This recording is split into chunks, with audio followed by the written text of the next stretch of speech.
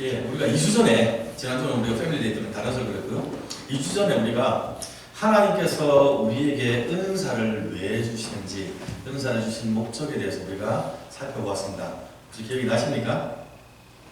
네, 고린도전서 12장을 가지고 우리가 살펴보고 있었죠. 12장 10절에서 각 사람에게 성령을 나타내심은 유익하게 하려 하십니다라고 말씀을 했죠. 이건 굉장히 중요한 성경 구절입니다.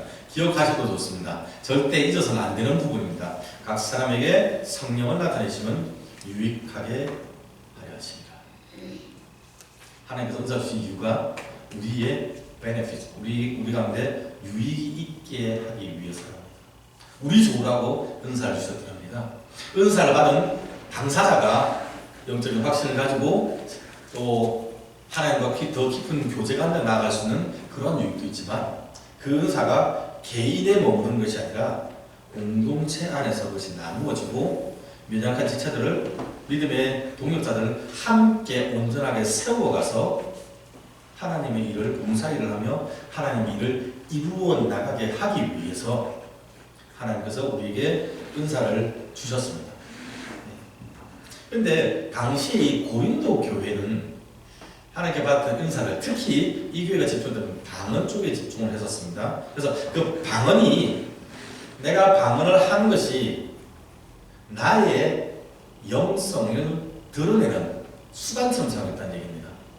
하나님께서 허락하신 선물을 받았는데 그것으로 공동체 유익을 드리는 것이 아니라 방언도 못하는 너는 나보다 신앙이 적어 낮아라고 이렇게 무시하면서 자기 자신을 드러내는 방편으로 사용을 해왔기 때문에 사도 바울이 고린도전서에서 특별히 14장 26절에서 그런 식의 태도나 그런 식의 마음가짐은 교회의 덕을 세우지 못한다고 명확하게 지적을 했던 것입니다.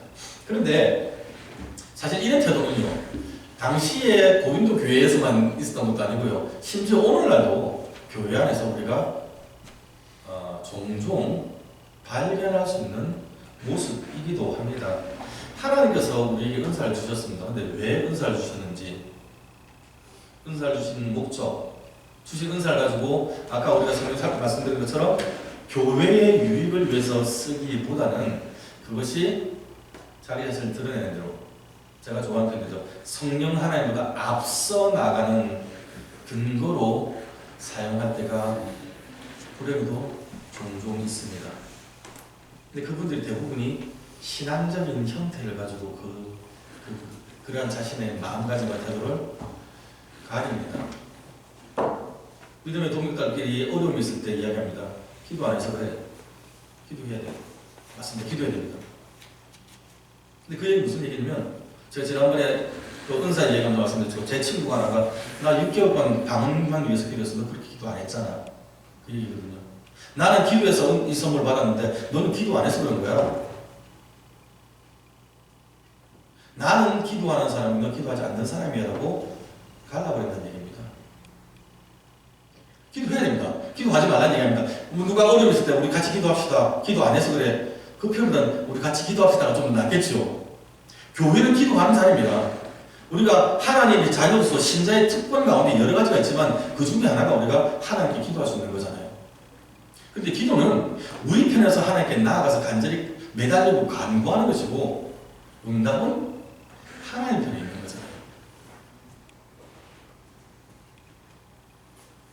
생각을 잘못하면, 전에 말씀드렸죠. 제가 밴딩머신에 돈 넣고 물건 뽑듯이 내가 이렇게 행동하면 주신다고 그렇게 잘못 오해할 수가 있다는 얘기입니다.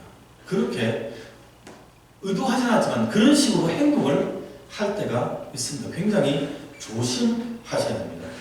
다시 말씀드리면 은사는 우리에게 어떤 조건이 있어서나 내가 어떤 행동을 했기 때문에 하나님이 주시는 것이 아니라, 우리가 고린도서 살펴본 것처럼 하나님의 일들을 이루시기 위해서 예수 안에서 한 성령님이 우리에게 다양한 은사를 허락하신다고 성경은 명확하게 말을 합니다. 그러니까 은사는 하나님이 우리에게 허락하신 선물이고 은혜의 한 모습인 겁니다. 그렇죠? 이거 놓치시면 안 됩니다.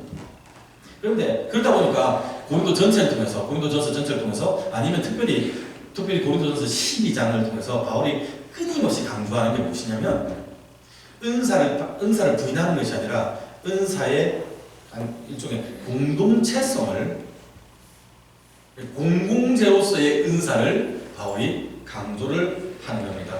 너희가 한 주님을 섬기며 한 성령으로 말미암아 한 하나님의, 같은 하나님의 일들을 이루어 나가게 되었다. 그 일을 이루시기 위해서 성령님이 은사를 주셨다. 너희 가운데 임하고 계시다라고 자꾸 이야기를 합니다.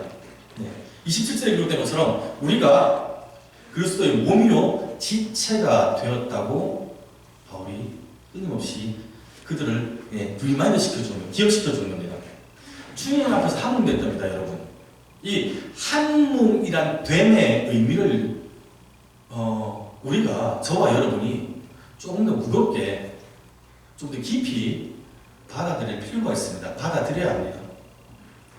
21절 보면요, 슬라이드에 있습니다. 눈이 손들어 내가 너를 쓸 데가 없다 하거나, 또한 머리가 발들어 내가 너를 쓸 데가 없다 하지 못하리라고 말씀을 합니다. 이 우리말로 제가 색깔 다르겠죠. 쓸 데가 없다라고 되어 있는 저 표현이 그리스 말로 보면요, 네가 필요가 없다, 그 얘기입니다. 의미가. 영어 번역이 훨씬 더 직접적입니다. I don't need you. 나 너 필요 없어도 돼. 나 너 필요 없어. 너 없어도 돼. 그렇게 말하면 안 된다는 얘기입니다. 교회가 한 몸이라면, 우리가 한 성도라면, 한 가족이라면 우리는 이렇게 말을 하면 안 된다고 그렇게 이야기를 합니다. 그런데 문제는 뭐냐면요, 우리가 신앙생활 하다 보면 정말 안 맞는 사람 만납니다. 내 모습을 이해 안 되는 사람이 하필 우리 교회에 다니고 있습니다. 무슨 생각으로 저렇게 했는 거지? 무슨 생각으로 저런 마음을 가지고 어떻게 살아갈 수가 있지? 하고 깜짝깜짝 놀랄 수 있는 그런 사람들이 저와 같은 교회에서 살아갈 때를 우리가 만나게 되잖아요. 그죠? 근데 그 사람들 교회 나오기 싫어되겠습니다. 또 정말 재미있는 것은 재미있다고 보여요. 왜 꼭 그런 분들이 신앙이 저처럼 우리랑 똑같은 수준인지 모르겠어요. 예배가 안 맞아요. 그래서 모든 행사마다 다 같이 참석하고 있습니다. 그래서 볼 때마다 맨날 얼굴을 맞대고 같이 부대껴야 되는 상황을 우리가 경험하게 됩니다. 앞만 봐도 나보다 받은 은사도 적고 일하는 것도 미숙해 보이고 교회에 들어서는 것 같지도 않아 보입니다. 왜 우리가 나온 거지?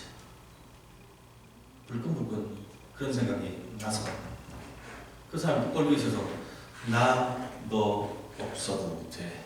I don't need you. 확 쏘아붙이고 싶은 생각이 목구멍까지 올라올 때가 있다는 얘기입니다. 신앙생활 하면서 더 이상 그 사람을 배려하고 싶지 않은 생각이 들 때가 있습니다. 고린도 교회는 그러한 상황이 있었던 것 같아요. 근데 그게 어떤 형태로 표현되냐면 부자들끼리 같이 성만찬을 하는 것으로 나타났더랍니다. 당시의 성만찬은 오늘날 우리가 교회의 예전으로 이렇게 포뮬러 형태가 갖춰진 그렇지 않았던 것 같아요.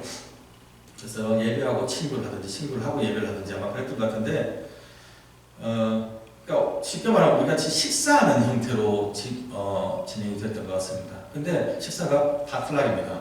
각자 집에서 자기의 음식을 가져왔습니다. 음식을 가져오고 성찬에 쓸 음식과 포도주를 같이 가져왔었습니다. 근데 우리가 보면 집집마다 먹는 음식이 다르잖아요. 그죠? 어떤 집은 육식파가 있을 것이고 어떤 집은 채식을 좋아하는 분도 있을 것이고 어떤 분들은요 오리를 좋아하는 분도 있을 겁니다. 집집마다 먹는 게 다르지 않습니까?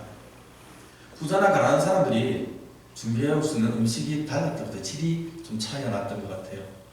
또 심지어 어떤 사람, 너무 가난한 사람들은 음식을 가져오지도 못하는 경우도 있었겠죠. 그러면 이제 내가 가져온 것을 나눠 먹어야 되는 겁니다. 내가 가져온, 쉽게 말하면 굉장히 질 좋은 음식을 같이 내놓고 상대방이 다른 사람이 가져온 좀 퀄리티 떨어지는 음식을 내가 먹어야 되는 날도 생긴 겁니다. 포도주가 어떤 거는 제가 포도주 모르겠으나 30년산 오래돼서 좋다며요. 그런데 어떤 사람은 물 섞은 포도주를, 질 낮은 포도주를 갖고 오기도 합니다. 맛없어 뱉어버리고 싶은 상황이 되는 거죠. 어느 날부터인가 교회 안에서 성찬식을 같이 하지 않게 됐습니다. 먼저 온 사람들이 음식 가져와서 그걸 풀어놓고 그냥 먹기 시작했습니다. 늦게 동참한 사람들은 중간에 와서 음식이 반쯤 남은 거고 끝머리 먹게 되는 거죠. 처음에 음식 먹을 때는 양이 많으니까 넉넉하게 먹었던 것 같아요. 어떤 사람은 배고프고 어떤 사람은 배고프고 어떤 사람은 포도주를 많이 마셔서 알딸딸하게 취해버리기까지. 늦게 온 사람들은 오늘 바비큐 나오네. 나 고기 좋아하는데 냄새만 맡고 끝나는 상황이 생기는 겁니다. 뭐 하면서요? 성찬하면서. 성찬이 보셨습니까? 주님께서 우리를 위하여 십자가에 돌아가신 것, 몸 찢기신 것, 피 흘리신 것, 대속의 은혜, 구속의 사랑을 기념하는 그 예식이 성찬인데, 하나님의 사랑을 기억하고 내가 그 사랑을 받은 존귀한 존재다, 내 지체가 그러한 존재라는 것을 기억하는 자리가 성찬인데, 그 시간을 내가 싸운 맛있는 음식, 내가 가져온 질 좋은 포도주 먹고 마시는 것으로 끝내버렸다는 얘기입니다. 늦게 온 사람들이 얼굴이 부끄러워하는 민망해하는 상황들을 계속 지켜왔습니다. 그 모든 상황들이 찍어보실까요? 에베소에 있는 교회가 했던 것이, 아니 고린도 교회가 동그란 빨간 게 고린도입니다. 에베소에 있는 파란 쪽에 있는 저기까지 들릴 만큼 오랜 기간 동안 그것이 지속이 되었던 것 같습니다. 여러분 아시는 것처럼 먹을 것 같고 유세했던 것만큼 정말 졸려라고 저급한 거 없지 않습니까? 예, 누가 요즘 못 먹고 산다고, 설령 못 먹고 살아도 같은 자리에 있는데 누구는 이거 주고 누구는 저거 줘버리면요, 정말 그 자존심 상하고 하면 안 되는 치졸한 짓 아닙니까? 근데 그거 가지고 주님의 은혜와 사랑을 기념하는 그 자리에서 나 너 같은 거 필요 없어, 가난한 너희들 필요 없어, 몸 약한 너희들 필요 없어, 격 떨어지는 너희들 필요 없어 하고 밀어내고 자기들끼리만 성찬을 하며 We are fine. 우리는 하나님께 은사를 받았어. 나는 방언해, 나는 예언해, 나는 신부가 돼. 그렇게 살았다는 얘기입니다. 어쩌면 나로서는 그 사람이 더 필요하지 않을 수 있습니다. 그게 사실일지도 모르겠습니다. 아이덴티티죠.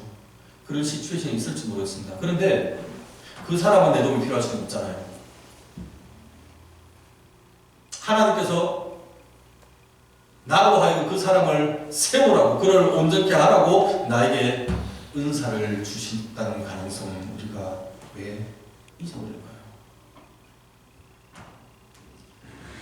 기억하셔야 됩니다. 우리가 다른 영혼에 책임이 있습니다. 신앙생활 혼자 하는 게 아니고요, 우리가 그 받은 사람으로 함께 주님의 몸된 교회를 세워나갈 의무가 저와 여러분에게 있습니다. 23절의 경우처럼요, 보통 우리는 약점을 가리기 위해서 이렇게 씁니다. 그죠? 예, 머리숱이 모습 이렇게 예쁘게 하라고 막 구르프도 말죠. 네, 저는 뭐 말머리가 없지만 눈이 작은 사람들은 이렇게 막 이렇게 화장해가지고 뭐 이렇게 막 아이라인 그리고 서클렌즈 끼고 어쨌든 예쁘게 보려고 합니다. 화장하고 어떤 연예인이 그러더라고요. 자기 턱살이 많아 보면 이거를 컬러로 다르게 해가지고 작게 보이게 한다면서요. 우리 그런 노력합니다. 그게 나쁜 게 아니라 그게 일상일반적인 겁니다. 나에 띄는 연약한 것, 그것을 가리기 위해서, 그것이 좀 더 괜찮아지게 하기 위해서 우리는 더 많은 시간을 투자를 합니다. 그게 정상적이지 않습니까? 그런데 그걸 하면서 우리가 믿음의 지체 안에서, 공동체 안에서 우리 가운데 있는 연약함들, 힘든 사람들, 부족한 사람들을 메이크업하기 위해서 노력을 하지 않는다면 그건 주님의 뜻과는 굉장히 반대되는 거죠. 심지어 교회에서는 그런 노력을 잘 안 하죠. 다른 사람들의 아픔과 연약함에 대해서 내가 그를 도와줘야겠다는 그렇게 섬기는 귀하게 섬기는 분도 있지만, 저 사람이 있어서 우리 교회가 조금 더 어려워진 것 같아, 힘들어진 것 같아 하면서 자꾸 나는 필요 없어 하고 밀어내려는 그런 성향이 교회에는 가끔씩 있다는 얘기입니다. 24절 말씀은 우리로 하여금 더욱더 마음과 태도를 바꾸게 만들어줍니다. 24절 말씀 보시면요, 하나님께서 그 부족한 지체에게, 제가 읽어드릴게요. 24절 말씀 제가 설명해 주면 되는데요, 오직 하나님이 몸을 고르게 하여 부족한 지체에게 귀중함을 더하셨다라고 표현하는데, 사실 이거 한글 번역이 이거 순이 바뀝니다. 이 원문하고 다르게 되어 있습니다. 하나님께서 우리의 몸을 고르게, 에브리지 균등하게 하셔서 부족한 자에게 존귀함을 더하셨다라고 말하는데, 원래 어순을 보면요, 하나님께서 부족한 지체에게 하나님의 존귀함을 더 덮어 씌워가지고 씌운 다음에 그 사람을 우리와 같이 섞어버린다는 얘기입니다. 균등하게 했다는 게 아니라 그가 내 곁에 섞이면 이렇게 나란히 서는 게 아니고 믹스했다는 얘기입니다. 우리는 연약한 지체를 보면서 얘는 나랑 급이 달라라고 자꾸 밀어내려는데, 하나님은 아니야, 똑같아. 니랑 똑같아. 내가 오히려 그 사람에게 더 많은 은혜를 부었어 하고, 그래서 저랑 같이 한 몸으로 묶어버렸다는 거예요. 이해되십니까? 그렇기 때문에 한 지체가 고통받으면 공동체 몸 전체가 다 같이 고통을 받는 것이고, 한 지체가 영광을 받으면 온 몸이 함께 즐거워하는 그러한 관계가 되게 하셨답니다. 우리 교회가, 그리고 우리 교회 다른 교회의 관계가 그러한 관계가 되는 것이 하나님의 뜻이랍니다. 여러분, 어렵지 않습니까? 너희가 그리스도의 몸이요 지체의 각 부분이라. 우리 사고방식이, 우리의 행동들이 바뀌어져야 되는 얘기입니다. 굉장히 이 큰 변화를 요구를 합니다.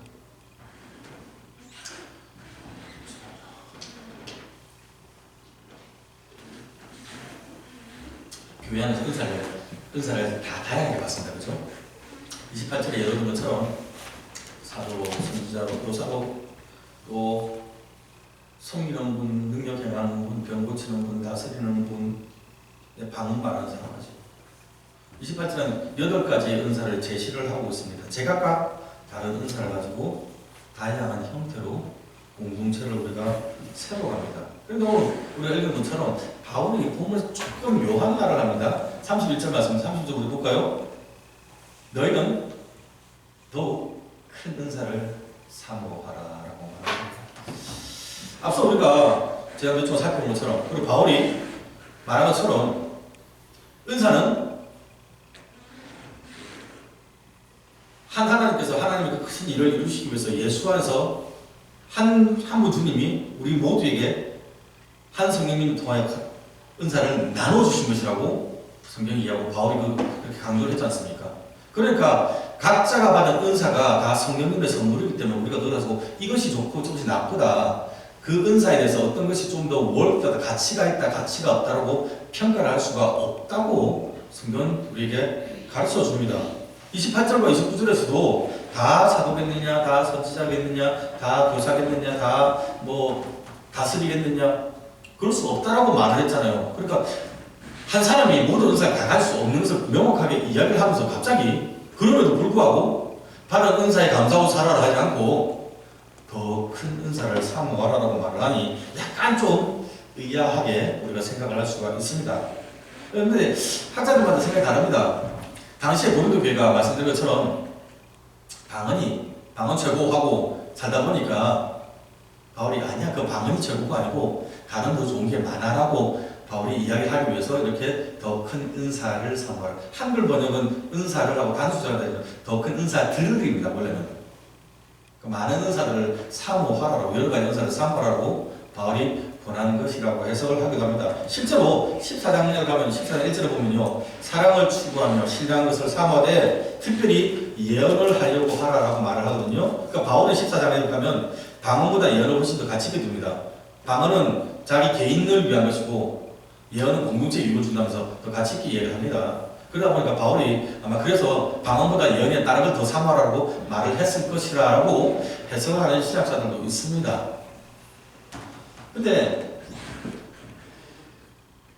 실제로 우리가 읽었던 28절에 기록된 이 8가지 은사, 목사나 사도나 선지자나 목사나 교사나 그 다음에 뭐 다스리는 자나 병 고치는 자, 섬기는 자, 뭐 이런 것들이, 그리고 마지막에 방언이 바울이 첫째는 사도, 둘째는 선지자 이렇게 말했기 때문에 사도가 제일 높고 그 다음에 선지자, 그 다음이고 그 다음에 교사고 이렇게 되고 방언은 제일 끝단이고, 그래서 더 큰 은사를 사모하는 게 방언 받은 사람 그 윗단계에 섬기는 거, 그 다음 그 윗단계에 있는 거 가르치는 거 이렇게 올라가라라고 말을 했다고 보면 어렵습니다.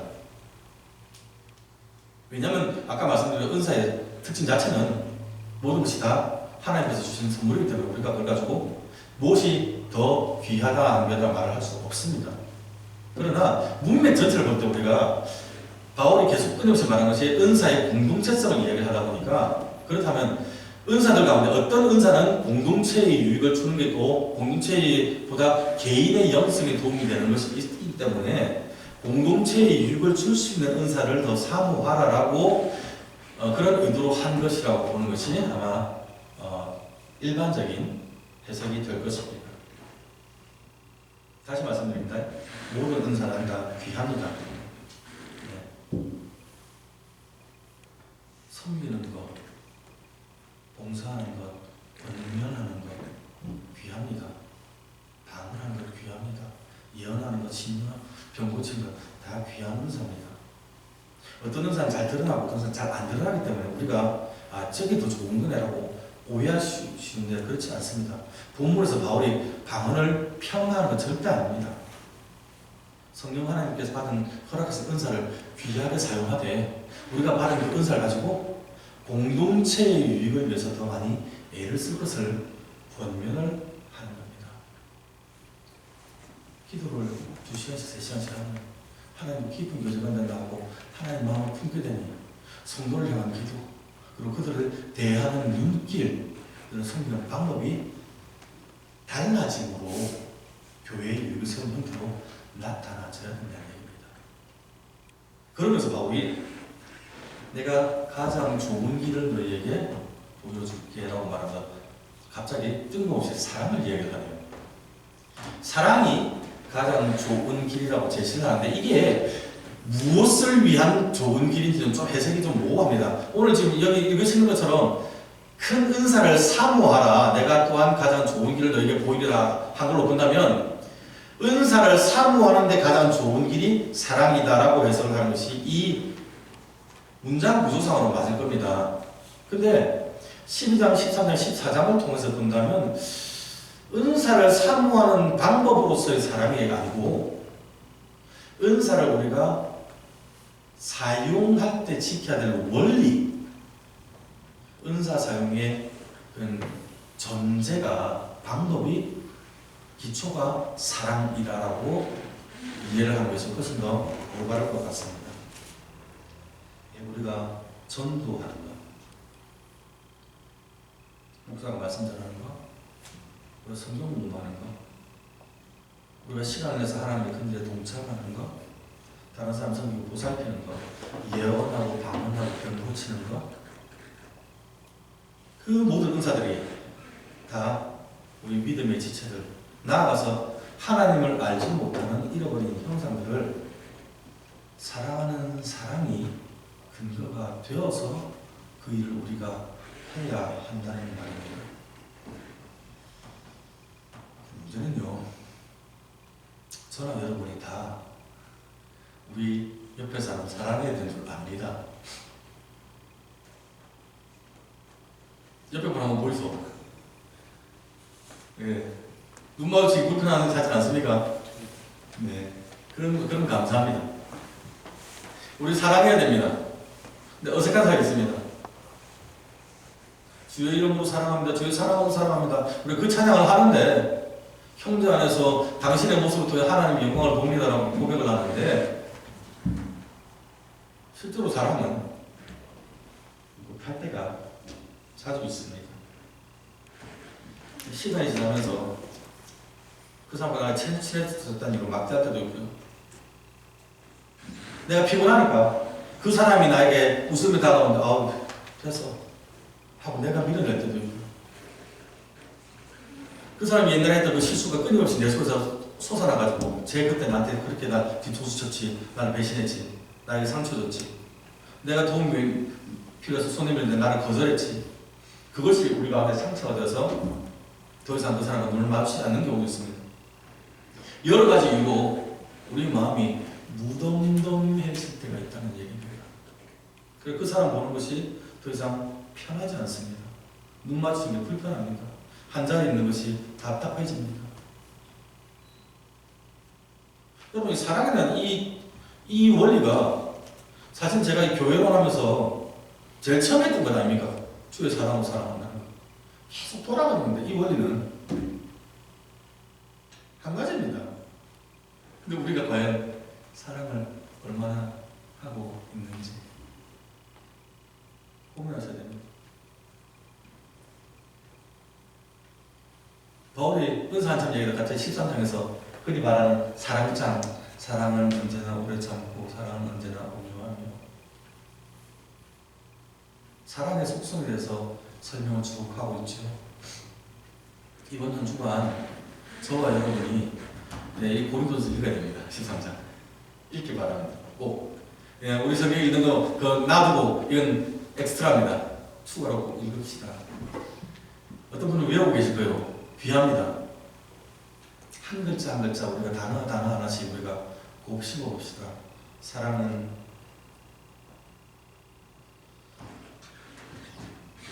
언제나 오래 참고, 사랑은 온유하며 시기하지 아니하며 자랑하지 아니하며 교만하지 아니하며 무리행하지 아니하며.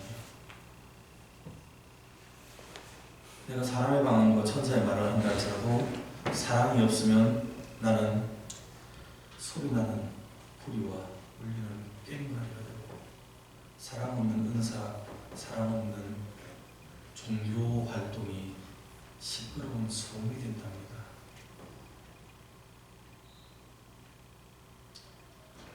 이 절 말씀은요, 사랑이 없으면 내가 아무것도 아니요. But have not love, I am nothing. 지금이 다시 우리 자신을 점검할 때입니다. 돌아갈 때입니다. 다음 주에 되는데 갑자기 어느 분이 여러분이 친한 척 하시면 내치지 마세요. 노력하는 겁니다. 누군가 나를 씩 웃어주면 같이 웃어주는 겁니다. 누군가 나를 손 내밀면 안아주고 잡아주는 겁니다. 우리 이어서 다시 해봅시다. 그래서 우리가 다시 한번 가장 좋은 길, 성령의 은사를 풍성하게 사용할 수 있는 원리 회복할 수 있기를 바랍니다. 기도합시다. 감사합니다. 더 큰 은사를 사모하기 원합니다. 하나님께서 허락하신